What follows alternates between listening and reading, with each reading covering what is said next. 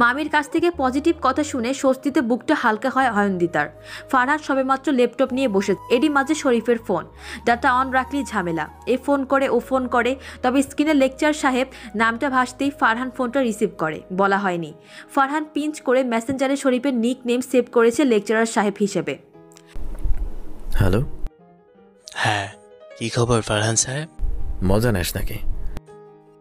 আমার নাম যখন লেকচারার সাহেব দেন তখন মনে থাকে না?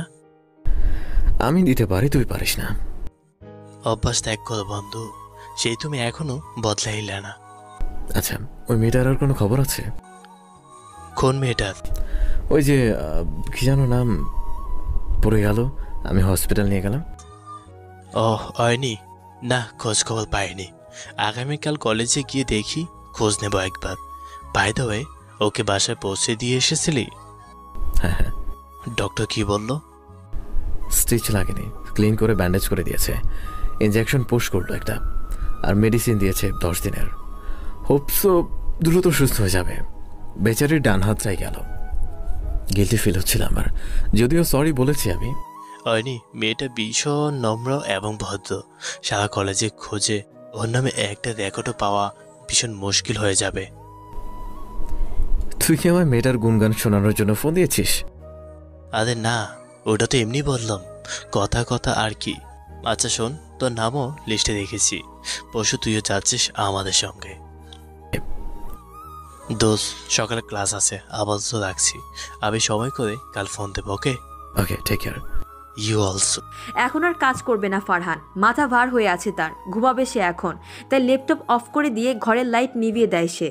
ছাত্রছাত্রী কম করে হলেও প্রায় 35 জন, টিচার সব মিলিয়ে 8 জন, শরীফের ওয়াইফ এবং বন্ধু ফারহান সহ আরও 2 জন। বাসে ওঠার অপেক্ষায়, যে যার মতো বাসে উঠে গেছে, সবাই সবার পছন্দের সিটগুলোতেই বসেছে। বাস ভর্তি হয়ে যাওয়ায় ফারহান যাবে শরীফের সঙ্গে। মিনিট 5 ধরে বাস দাঁড়িয়ে আছে। ফারহান বুঝতে পারছে না, সবই যখন রেডি তাহলে অপেক্ষা কিসের। সে শরীফকে জিজ্ঞাসা করে, এই অপেক্ষাটা কিসের জন্য? একজন স্টুডেন্টের জন্য। সে কি এখনো আসেনি? রাস্তায় আছে, আসতেছে। দায়িত্বহীন মানুষের জন্য আবার অপেক্ষাও করতে হয়। এতগুলো স্টুডেন্ট যাচ্ছে, সবাই তো টাইমলি চলে এসেছে, তবে সে এখনো পৌঁছাতে পারলো না কেন? ফারহানের কথার জবাবে শরীফ শুধু হালকা হাসলো। এমত অবস্থায় বাস থেকে 2 জন স্টুডেন্ট নেমে শরীফের কাছে আসে। স্যার, অয়নির জন্য আরেক কিছুক্ষণ অপেক্ষা করি আমরা। শিওর, আমরা আরো কিছুক্ষণ অপেক্ষা করব, টেনশন নিও না। হয়নি, এলেই গাড়ি ছাড়া হবে, কেমন? Thank you sir. ও একটু অসুস্থ, না হলে ও সবার আগে পৌঁছতো। তাদের কথোপকথন পাশে দাঁড়িয়ে শুনছিল ফারহান। অয়নি নামটা শুনেই গত পরশুদিনের মুহূর্তগুলো চোখের সামনে ভেসে ওঠে তার। ফারহান ভাবছে, সেই মেয়েটা, সেও যাবে। সবার কথার মাঝেই একটা সিএনজি সেখানে থামে। একজন সুদর্শন পুরুষ এবং একজন বয়স্ক লোক সিএনজি থেকে নামে। ফারহান সহ সবাই তাকিয়ে আছে। শরীফ তাদের দেখে হাসির মাত্রা আরেকটু বাড়িয়ে দিয়ে বলল, অয়নিকে নিয়ে আসলাম।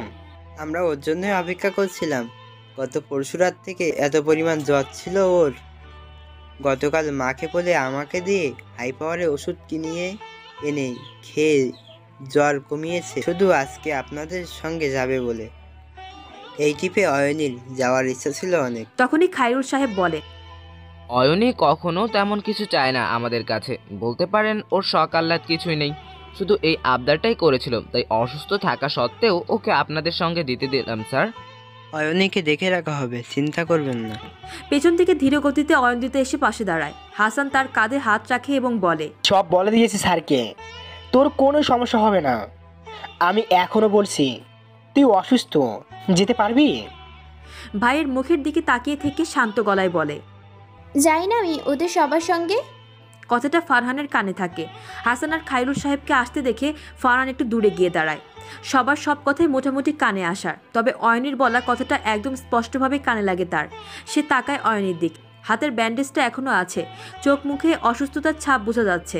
হাসান বোনের কথা শুনে মুচকি হেসে বলল, মা ব্যাগে মেডিসিনগুলো রেখে দিয়েছে, মনে করে সবগুলো খেয়ে নিস। আর কোনো সমস্যা হলে স্যারদেরকে বলবি, কিংবা আমাকে অথবা বাবাকে ফোন করবি। এমবি কিনে দিয়েছি ফোনে, আমি ভিডিও কল করব, কেমন? এতগুলো কথার জবাব ছোট্ট একটা অয়নি, তুই কবে মন খুলে কথা বলবি বলতো? ভাইয়ের কথায় মাথা নিচু করে দাঁড়ায় অয়ন্দিতা। শরীফ তাদের সঙ্গে কথা শেষ করে তাদের বিদায় দেয়। ততক্ষণে অয়ন্দিতা তার বান্ধবীদের সাথে কথা বলে। শরীফ তাদের জানায় অয়ন্দিতা সবার সঙ্গে বাসে না, অয়ন্দিতা শরীফদের গাড়িতে যাবে। এই